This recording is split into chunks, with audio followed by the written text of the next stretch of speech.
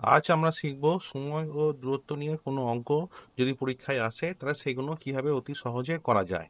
তার আগে তোমাদেরকে বলবো, তোমরা পুরো ভিডিওটা প্রথম থেকে শেষ পর্যন্ত ভালো করে দেখবে এবং অবশ্যই করে লাইক করবে আর কমেন্টস করে জানাবে ভিডিওগুলো কেমন লাগছে।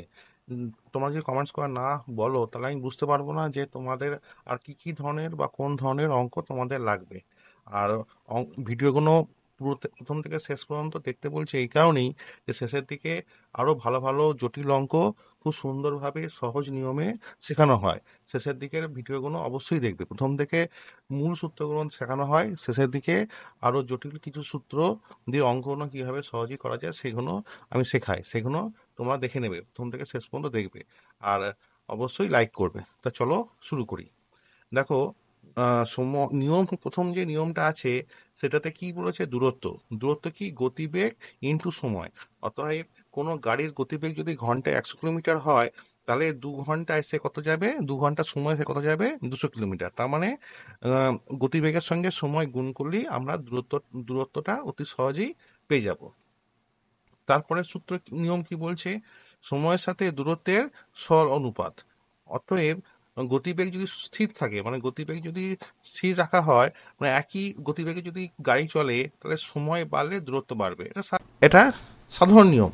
ধরো একটি গাড়ি 100 কিলোমিটার বেগে যাচ্ছে, এবার দূরত্ব যত বাড়বে সময় ততই বাড়বে, দূরত্ব কমলে সময় কমবে। সময় যদি 2 ঘন্টা লাগে তাহলে দূরত্ব কত? 200, যেহেতু গতিবেগ 100 কিলোমিটার, তাহলে সরল অনুপাত, মানে একটা বাড়লে অপরটা বাড়ে। একইভাবে গতিবেগের সাথে দূরত্বের সরল অনুপাত। অতএব সময় যদি স্থির থাকে তাহলে গতিবেগ বাড়লে দূরত্বও বাড়বে। আগে যদি গাড়ি 100 কিলোমিটার বেগে যায় তাহলে 1 ঘন্টায় যাবে সে 100 কিমি। একইভাবে সে যদি 1 ঘন্টায় 150 কিলোমিটার বেগে যায় তাহলে 2 ঘন্টায় যাবে 300 কিলোমিটার পথ। অতএব গতিবেগ বাড়লে মানে তোমার যে দূরত্ব সেটাও বেড়ে যাবে, কিন্তু সময়টা স্থির থাকবে। একই টাইম লাগবে কিন্তু তোমার বেশি দূরত্ব অতিক্রম করবে। ভাবে যদি দূরত্ব স্থির থাকে তাহলে কিন্তু গতিবেগের সাথে সময়ের ব্যস্তানুপাতিক। অতএব একটা বাড়লে অপরটা কমবে, অপরটা বাড়লে আগেরটা কমবে। গতিবেগের বাড়লে সময় কমবে। ধরো বর্ধমান থেকে আমরা কলকাতা যাচ্ছি 100 কিলোমিটার পথ, তাহলে যদি আমি ওই 100 কিলোমিটার পথ 1 ঘন্টায় যাই 100 কিলোমিটার বেগে, এবার যদি গতিবেগ বাড়াই সেটা বেগ কত হলো? 150 কিলোমিটার হলো। তাহলে 1 ঘন্টার সময় কম লাগবে, তা গতিবেগ বাড়লে সময়টা কম লাগবে। আবার একইভাবে যদি গতিবেগ কমিয়ে দিই তাহলে সময় বেশি লাগবে। দূরত্ব তো আমার স্থির আছে, সে 100 কিলোমিটারই আছে, কিন্তু গতিবেগ বাড়ালে সময় কম লাগবে আর গতিবেগ কমালে সময় বেশি লাগবে, ব্যস্তানুপাতিক হারে হবে। এরপরের নিয়ম কি? গাড়ি x কিমি গতিতে গিয়ে y কিমি গতিতে ফিরে এলে সমগ্র যাত্রাপথের গড় গতিবেগ কি? মানে 2xy/x+y কিলোমিটার। মানে গেল আবার ফিরে এলো, তাহলে 2xy/x+y। যাওয়ার সময় x কিলোমিটার গতি এবং ফেরার সময় y কিলোমিটার গতিতে ফিরে এলো। আবার গাড়ি প্রথম অর্ধেক পথ x কিলোমিটার গতিতে, পরের অর্ধেক পথ y কিলোমিটার গতিতে গেলে পুরো পথের গতিবেগ মানে গড় বের করতে বলেছে 2xy/x+y। দুরকমভাবেই অঙ্কটা বলতে পারে পরীক্ষার খাতায়, কিন্তু ফর্মুলা সেই একই হবে, 2xy/x+y। আচ্ছা, আজকের ছবিটা একটু নিয়ে অস্পষ্ট লাগতে পারে, পরের দিন ভিডিওগুলো চেষ্টা করব যে লেখাটা একটু পরিষ্কার করে লিখতে। একটু অসুবিধা হয় তাহলে আমি পড়ে দিচ্ছি, তোমাদের অসুবিধা হবে না। পরের নিয়ম কি বলছে? দুটি গাড়ি একই স্থান থেকে এক সময় যাত্রা শুরু করে, এক্স ও ওয়াই কিমি গতিতে গন্তব্যস্থলে পৌঁছয়। তাদের সময়ের পার্থক্য জেড ঘন্টা হলে দুটি স্থানের দূরত্ব কত? মানে দুটি গাড়ি, একটার গতিবেগ হচ্ছে x কিলোমিটার প্রতি ঘন্টা আর পরের গাড়িটা হচ্ছে y কিলোমিটার প্রতি ঘন্টা। তাদের সময়ের পার্থক্য জেড ঘন্টা হলে দুটি স্থানের দূরত্ব কত? কি করে করতে হবে অঙ্কটা? x × y/x - y × z। ঠিক আছে? আবার যদি ওয়াইয়ের মান বেশি হয়, এক্স এর মান কত? এক্স এর মান হচ্ছে প্রথম গাড়িটা, যদি ওয়াইয়ের মান বেশি হয় তাহলে ওয়াই থেকে এক্স বিয়োগ হবে। এটা সাধারণ ঘটনা, নেগেটিভ চলে আসবে। উদাহরণ দিলে তোমরা বুঝতে পারবে। দুজন ব্যক্তি একটি স্থানে পৌঁছানোর জন্য এক স্থান থেকে বের হয়ে ঘন্টায় 9 কিলোমিটার বেগে এবং 10 কিলোমিটার গতিতে পৌঁছয়। দ্বিতীয় ব্যক্তি 30 মিনিট আগে গন্তব্যে গেলে গন্তব্যস্থল দূরত্ব কত? কারণ দ্বিতীয় ব্যক্তিটা আগে পৌঁছয়, কতক্ষণ আগে পৌঁছয় না 30 মিনিট আগে পৌঁছয়, তার দ্বিতীয় ব্যক্তির গতিবেগ বেশি, কত গতিবেগ 10 কিলোমিটার। তাহলে আমি কি করব, যে দ্বিতীয় ব্যক্তির কিলোমিটার থেকে আমি প্রথম ব্যক্তির কিলোমিটারতে বিয়োগ করব, দিয়ে জেডের মান বসিয়ে দেবো 30 ভাজিত 60। 60 কেন? যেহেতু মিনিট বলেছে, মিনিটকে আমাকে ঘন্টায় আনতে হবে।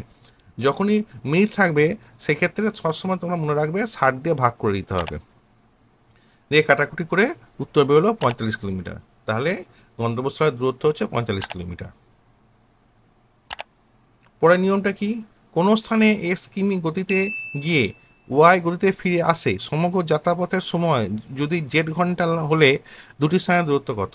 একবার সে এক্স কিলোমিটার গতিতে গেল এবং ওয়াই কিলোমিটার গতিতে ফিরে এলো, সমগ্র আসতে আর যেতে মানে সমগ্র যাত্রাপথের সময় যদি জেড ঘন্টা হয়, তাহলে দুটি স্থানের দূরত্ব কত হবে? একইভাবে x into y by x plus y, আগেরটা বিয়োগ করেছিলাম, এবারে যোগ করলাম।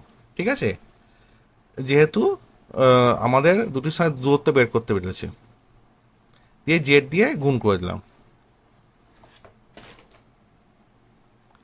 একটা অঙ্ক দেখি। এক ছাত্র বাড়ি থেকে 3 কিলোমিটার গতিতে স্কুলে যায়, আবার 2 কিলোমিটার গতিতে স্কুল থেকে বাড়ি আসে। স্কুল আসা যাওয়ায় 5 ঘন্টা তার সময় লাগে, তাহলে বাড়ি থেকে স্কুলের দূরত্ব কত? এখানে দেখো 4টে অপশান আছে, 6 কিমি, 7 কিমি, 8 কিমি আর 10 কিমি।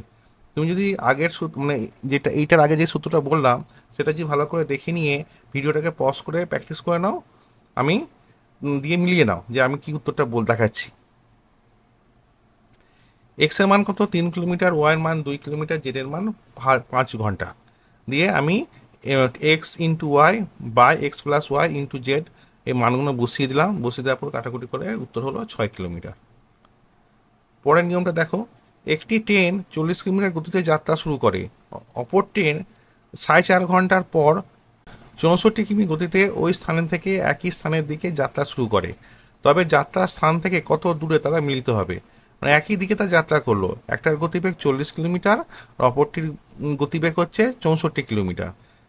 ঠিক আছে, দ্বিতীয় গাড়িটার গতিবেগ হচ্ছে বেশি, তাহলে কি করতে হবে? দ্বিতীয় গাড়ি থেকে আমাকে প্রথম গাড়ির গতিবেগ বিয়োগ করতে হবে। এক্স এর মান 40, ওয়াই এর মান 64, টি এর মান 4.1/2 বা 9/2, দিয়ে মানগুলো বসলাম, কাটাকুটি করে উত্তর বেরোলো 480 কিলোমিটার পরে তারা একে অপরের সঙ্গে মিলিত হবে।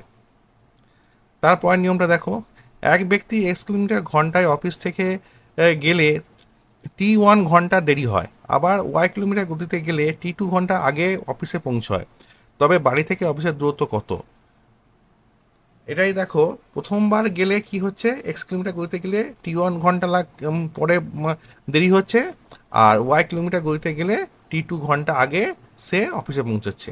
তো এই ক্ষেত্রে ওয়াইয়ের মানটা হচ্ছে এক্সের চেয়ে বেশি, যেহেতু সে আগে পৌঁছচ্ছে, তাহলে ওয়াই থেকে এক্স বিয়োগ দিতে হবে। একইভাবে x into y by y minus x into, এখানে সময় দুটো দিয়েছে তাই সময় দুটোকে যোগ করে দিতে হবে। ঠিক আছে, T1 প্লাস T2। অঙ্ক দেখলে বুঝতে পারবে। সাইকেল চেপে রাম বাড়ি থেকে অফিস যায়, যাওয়ার সময় 4 কিলোমিটার প্রতি ঘন্টা গতিবেগে গেলে 5 মিনিট লেটে অফিসে যায়, আবার 6 কিলোমিটার পার আওয়ার গতিতে গেলে 5 মিনিট আগে অফিসে পৌঁছায়, তবে বাড়ি থেকে অফিসের দূরত্ব কত? আমি এখানে এক্স এর মান বসালাম 4, ওয়াই এর মান 6, টি এর মান 5, T2 মান 5, মানগুলো বসিয়ে দিলাম। দেখো এখানে সবসময় অঙ্ক যখনই মিনিটে বলবে তখন সেটাকে ঘন্টায় করতে গেলে 60 দিয়ে ভাগ করে নিতে হবে, তবে অঙ্কটা ঠিকঠাক উত্তর আসবে। দিয়ে কাটাকুটি করে উত্তর বেরোলো 2 কিলোমিটার। পরের নিয়মটা দেখো। স্কিপিং গতিতে গেলে T1 ঘন্টা দেরি হয়, আবার ওয়াই কিলোমিটার গতিতে এই গতি বৃদ্ধি করে গেলে T2 ঘন্টা দেরি হয়। তাহলে এক্স ছিল, তার সঙ্গে ওয়াই যোগ হলো, এক্স প্লাস ওয়াই হলো, তাহলে গন্তব্যের দূরত্ব কত? আগে কি ছিল? এক্স ছিল, তারপরে ওয়াই বাড়লো, কতখানি বাড়লো, দিয়ে এখন নতুন দূরত্ব কি হলো? এক্স প্লাস ওয়াই হলো, দিয়ে সময় কতক্ষণের ডিফারেন্স হলো? T1 minus T2। আগে কি ছিল? যোগ করেছিলাম, আগে আমরা যোগ করেছিলাম, এখনকার অঙ্কটাতে T2 1 থেকে T2 বিয়োগ করতে হবে। দুটো ক্ষেত্রেই দেরি হচ্ছে, কিন্তু প্রথমবারের গতিবেগটা কম, দ্বিতীয়বারের গতিবেগটা বেশি। কতখানি বেশি? ওয়াই কিলোমিটার বেশি। একটা উদাহরণ দেখলে বুঝতে পারবে। একজন ছাত্রী বাড়ি থেকে স্কুলে 15 কিলোমিটার গতিতে গেলে 20 মিনিট দেরি হয়, পরের দিন 5 কিলোমিটার প্রতি ঘন্টা গতিবেগ বৃদ্ধি করে, মানে আগে ছিল 15 কিলোমিটার। এখন বৃদ্ধি কতখানি বৃদ্ধি করলো? 5 কিলোমিটার বৃদ্ধি করলো। তার নতুন গতিবেগ কত হলো? 15 + 5 20 কিলোমিটার হলো। গেলেও তার কিন্তু 10 মিনিট দেরি হয়, মানে 20 কিলোমিটার গতিতে গেলেও তার কিন্তু 10 মিনিট দেরিই হচ্ছে। তবে বাড়ি থেকে স্কুলের দূরত্ব কত? তাহলে এক্স এর মান 15, ওয়াই এর মান 5, T1 এর মান 20, T2 এর মান 10। মানগুলো সব বসে দিলাম। উত্তর দেখো এখানেও ঠিক একইভাবে আমি 60 দিয়ে ভাগ করেছি, যেহেতু মিনিট বলে দিয়েছে, দিয়ে 10 কিলোমিটার। তাহলে বাড়ি থেকে স্কুলের দূরত্ব হচ্ছে 10 কিলোমিটার। এই নিয়মটা দেখো, বৃদ্ধ লোক x কিমি/পার গতিতে গতিবেগে যাতায়াত করে। প্রত্যেক 1 কিলোমিটার অন্তর সে বৃদ্ধ লোক প্রতি 1 কিলোমিটার অন্তর সে টি ঘন্টা করে বিশ্রাম নেয়। তবে y কিলোমিটার পর যেতে বৃদ্ধ লোকের কত সময় লাগবে? এখানে একটা অঙ্ক দেখো। দেখো এইখান থেকে প্রথম থেকে শেষ পর্যন্ত ধরো 4 কিলোমিটার পথ। তাই প্রথমবার সে বেরোলো, বেরোনোর পরে 1 কিলোমিটার পরে সে রেস্ট নিল একবার, 2 কিলোমিটার পর রেস্ট নিল দুবার, 3 কিলোমিটার পর যে রেস্ট নিল সে 3বার। কিন্তু যখন লাস্টে গিয়ে সে গন্তব্যে পৌঁছে গেল, তাহলে কি হবে? একবার কম নিয়েছে। 4 কিলোমিটার ক্ষেত্রে 4 - 1, নিয়মটাই হচ্ছে টোটাল যাত্রাপথ -1। তাহলে সূত্রটা কি হবে? y/x plus y-1 into T. Y এর মান কি? ওয়াই মান হচ্ছে টোটাল যে যাত্রাপথ সেটা, সেখান থেকে 1 কম হবে, যেহেতু প্রতি 1 কিলোমিটার অন্তর অন্তর কম বলেছে। একটা অঙ্ক দিলেই বুঝতে পারবে।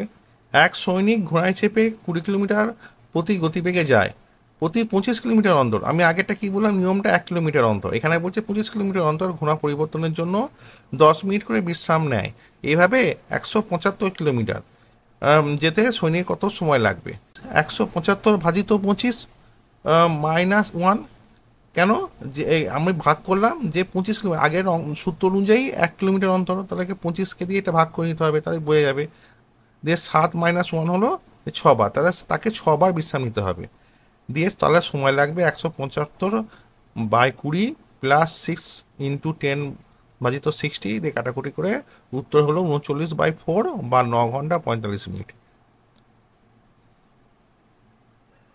পরের নিয়মটা দেখো, একটি চোর একটি গাড়ি চুরি করে x কিলোমিটার গতিতে পালাতে শুরু করে। T2 ঘন্টা পরে পুলিশ y কিলোমিটার গতিতে তার তার পেছনে ধাওয়া করে। তবে পুলিশ চোরকে ধরতে কত সময় লাগবে? তাহলে পুলিশের গতিবেগ কিন্তু বেশি, y কিলোমিটার, ঠিক। তাই আমাকে y থেকে x এর বিয়োগ করতে হবে, x/y - x ঘন্টা, T ঘন্টা। রাত 1টার সময় চোর গাড়ি চুরি করে 45 কিলোমিটার গতিতে পালায়। রাত 2টোর সময় পুলিশ জানতে পারে, তার পর 45 কিলোমিটার গতিতে চোরের পিছনে ধাওয়া করে। তবে চোরকে ধরতে কত সময় লাগবে? তার সময়ের পার্থক্য কত? 2 - 1, 1 ঘন্টা। তাহলে এক্স মান কত? 45 কিলোমিটার, ওয়াই এর মান 54 কিলোমিটার। তাহলে মানগুলো বসিয়ে নিলাম, এখানে 1 ঘন্টা 1 হবে, যেহেতু সময়ের পার্থক্য 1 হয়েছে। কাটাকুটি করে 5 ঘন্টা, তাহলে 5 ঘন্টা পর পুলিশ চোরকে ধরে ফেলবে। এবারে তোমরা অঙ্কটা নিজেরা চেষ্টা করো। একটি চোর মারুতি গাড়ি চুরি করে 20 কিলোমিটার গতিতে পালাতে শুরু করে। চোর পালানোর 15 মিনিট পর পুলিশ জানতে পারে ও 30 কিলোমিটার গতিবেগে চোরের পেছনে ধাওয়া করে। তবে চোরকে ধরতে কত সময় লাগে? তাহলে আগেরটা কি ছিল? আগেরটা 1 ঘন্টা পর তার পুলিশ জানতে পেরেছিল, এখন বলছে 15 মিনিট পর। ঠিক আছে, কি কি অপশান আছে? 30 মিনিট, 20 মিনিট, 45 মিনিট আর 60 মিনিট।